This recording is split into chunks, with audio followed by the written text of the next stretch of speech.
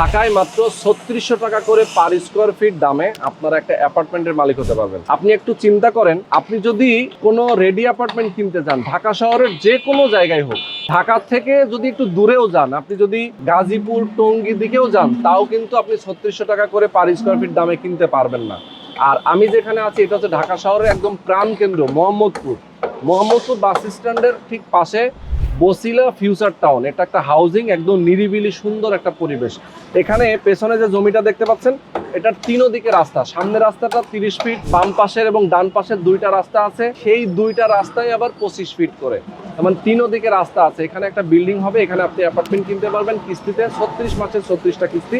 আমাদের সঙ্গে মোহাম্মদ হযরত আলী ভাই রয়েছেন, উনি এই প্রজেক্টের একজন উদ্যোক্তা।